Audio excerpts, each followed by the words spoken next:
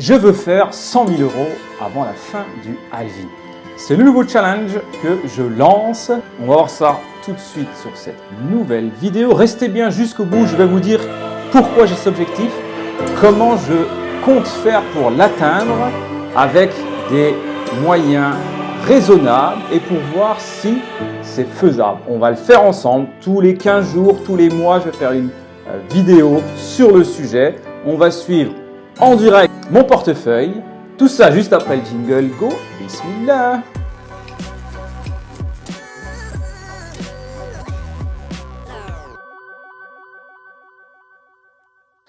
Salam, salut, c'est Amarash, entrepreneur, investisseur en bourse IMO et crypto. Et aujourd'hui, crypto.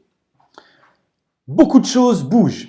Je vais pas faire une vidéo d'expertise. J'ai des connaissances, j'ai des compétences, mais il y a déjà beaucoup de personnes sur Internet qui parlent de tout ce qu'il se passe, tout ce qu'il va se passer. Bien évidemment, le Bitcoin a connu une grosse montée. Tout le monde attend la décision sur les ETF. Tout le monde semble d'accord pour dire que la question n'est pas est-ce que les ETF Bitcoin, ETF c'est un panier d'actions qui logerait donc le Bitcoin qui permettrait aux institutionnels comme BlackRock, parce que tout le monde parle de BlackRock, donc pourraient le proposer à leurs clients et donc potentiellement faire déverser des milliards de dollars sur les crypto-monnaies. Donc la question n'est pas est-ce que mais quand. Encore hier, on a eu des nouvelles. Bon voilà, il semblerait, selon tous les experts, toutes les personnes averties, que la question est quand. Le quand, il y a une date là en janvier. Je vous remets le tableau récapitulatif des dates. Et il y a surtout une deadline en mars. Les avis divergent, probablement aussi que ce sera la décision finale en mars, ce qui est peut-être une bonne chose ou pas. À partir de cette décision, qu'est-ce qu'il peut se passer? Eh bien, tout le monde n'est pas d'accord. Certains disent que ça va exploser, que le Bitcoin va monter en flèche et d'autres au contraire disent que le Bitcoin va redescendre. En attendant le halving de avril 2024 pour lancer la réelle saison donc du halving, de la montée qui se terminera en théorie parabolique. Tout ceci prend des mois après le halving normalement. Alors, j'avais dit que je ne jouerais pas l'expert, il faut quand même donner quelques données. Il faut savoir qu'en économie générale et dans les marchés, les institutionnels, le marché price les informations, les nouvelles. Ça veut dire quoi, pricer? Ça veut dire qu'ils l'anticipent et donc qu'ils achètent ou vendent en conséquence. Donc, il est très fort probable que le cours actuel du Bitcoin soit déjà le cours pricé par rapport à l'arrivée des ETF. Vous connaissez le proverbe qui dit « acheter la rumeur et vendre la nouvelle ». Donc, il est possible qu'on ait une petite ou grosse chute à cette information. Est-ce que je vais prendre des bénéfices ou pas? On voit ça dans la deuxième partie quand je me connecterai en direct sur mon portefeuille. Voilà. Pourquoi maintenant je fais ce challenge? L'idée, c'est de pouvoir profiter à fond du halving. C'est probablement, j'aime bien mettre beaucoup de conditionnels et de attention parce que je ne suis pas un expert. Ce que je dis ne vaut pas conseil, ne vaut pas acte d'action. Faites vos propres recherches et investissez en conséquence. L'idée, c'est quoi? C'est de pouvoir profiter au plein du halving, pas comme la saison dernière où je n'ai pas optimisé tout ça. Là, maintenant, l'idée, c'est de se dire on va y aller à fond et on va bien voir si on peut faire un x10, x20, moins ou plus. Pour cet objectif des 100 000, je vais tâcher d'investir, parce que bien évidemment, on n'a rien sans rien, entre 5 et 10 000 €. Alors, il faut savoir que ces 5 ou 10 000 €, c'est des sommes que je suis en capacité de perdre. Et ça, c'est super important. Si vous voulez lancer le challenge de votre côté, eh bien, utilisez que des sommes que vous êtes réellement prêt à perdre, pas des sommes que vous avez. Je suis entrepreneur depuis 20 ans maintenant, donc j'ai déjà perdu des sommes conséquentes, moins conséquentes. J'en ai gagné, bien évidemment. J'en ai gagné plus que j'en ai perdu, alhamdoulilah. Donc, voilà, cet argent, je pourrais le perdre. Point très important. Et ensuite, eh bien, tous les 15 jours ou tous les mois, en fonction de l'actualité et des investissements, des réinvestissements que je fais, eh bien, on va avancer ensemble. En sachant que je ne ferai pas une vidéo à chaque achat ou à chaque vente, mais je ferai un résumé. Lorsqu'il y a des chutes, eh bien, je renforce. Je l'ai encore fait il y a 3 jours. Donc, je ne vais pas vous faire une vidéo à chaque fois, ça n'a aucun intérêt.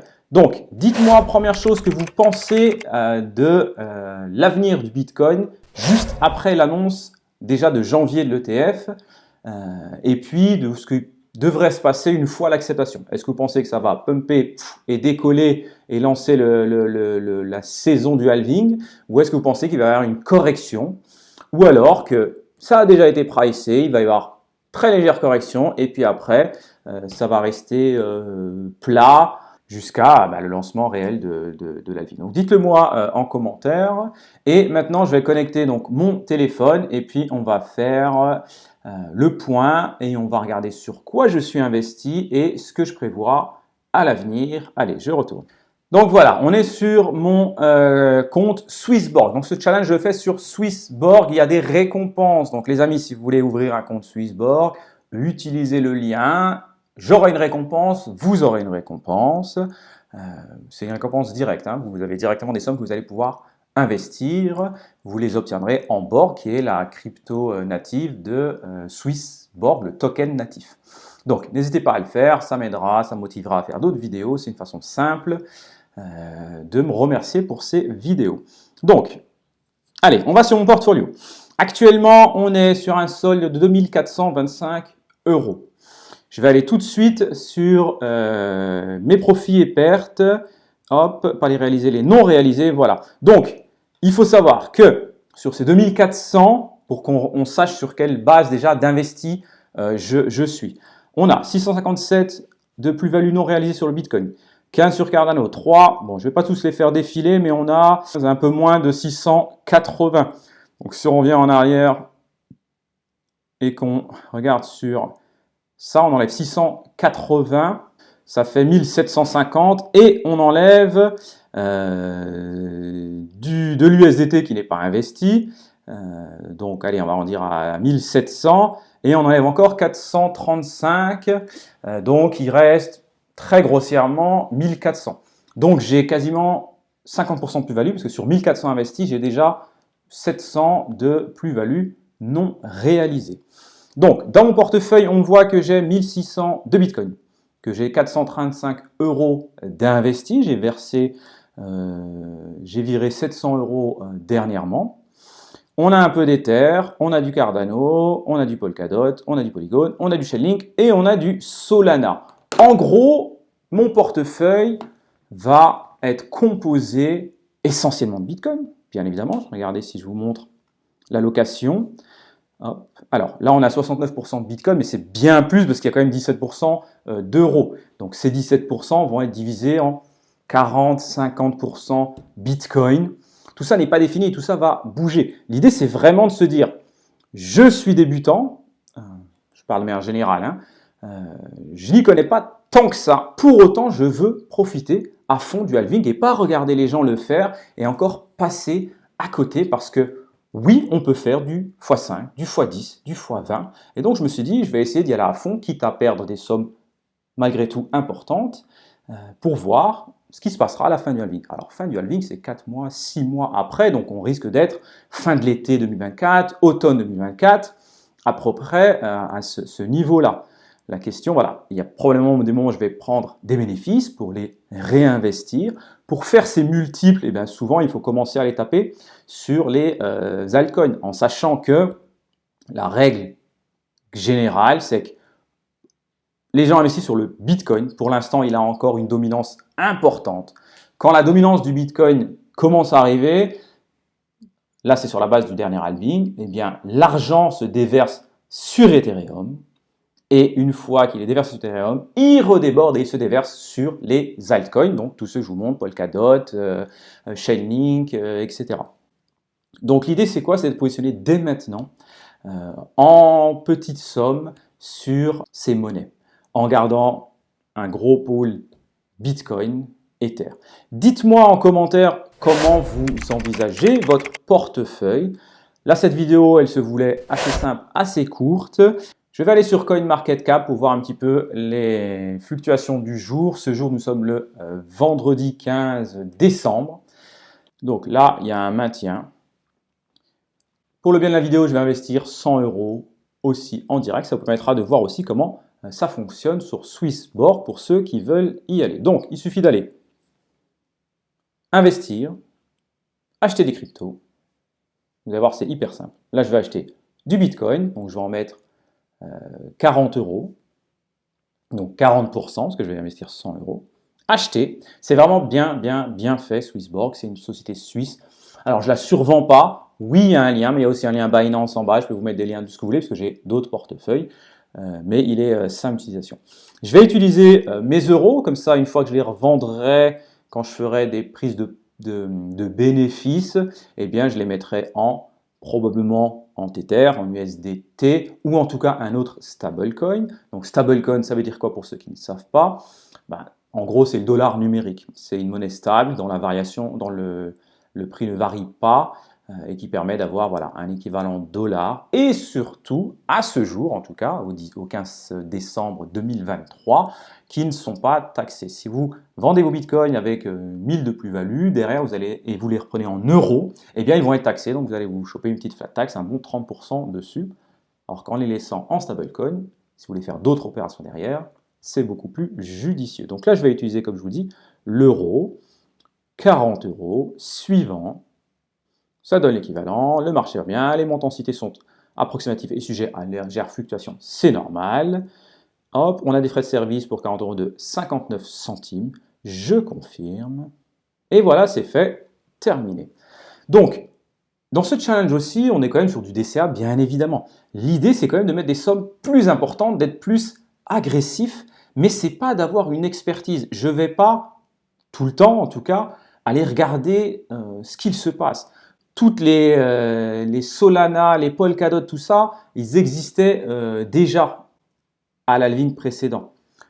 Ils semblent ne pas être morts et ils ont des fluctuations et des flux et une valorisation importante. Donc, sans avoir d'expertise, on peut quand même se dire, en n'ayant qu'une petite partie de son portefeuille investie, eh bien qu'ils vont eux aussi remonter quand on regarde leur ATH. Dans les autres vidéos, je prendrai un par un, on regardera leur plus haut historique et on se projettera pour regarder ce que ça peut faire. Mais là, sur Bitcoin, il est à 40 000. Bon, il est monté à 67 000 au prochain. Donc, on a encore un potentiel de doubler. En sachant que moi, là, pour l'instant, sur le Bitcoin, je suis sur un prix moyen d'achat de l'ordre de 24-25 000 €. Je vais parler en euros. Et là, on est à 40 000 €. Donc, d'où la plus-value sur le Bitcoin qui est importante. Je vais être à 80% sur le Bitcoin seul. Ensuite, Ether. Ether, on va mettre 20 €. On va sur investir, acheter crypto, toujours. Même principe. Ether, acheter. On prend les euros. On en met même... allez, on va en mettre 25. Confirmer. Voilà, pour 25 €, 37 € de frais de service. Bon, ça commence à être de moins en moins cher, ça reste cher. On continue, on investit à la suite. On va prendre un peu de Solana. Donc, on a mis 40, on a mis 25, on est à 65, il m'en reste 35, en sachant que Solana, j'avais déjà investi et réinvesti dessus. Ouais, c'est pas grave, on va déborder, on va mettre 10, 10, 10. Ce sera plus simple.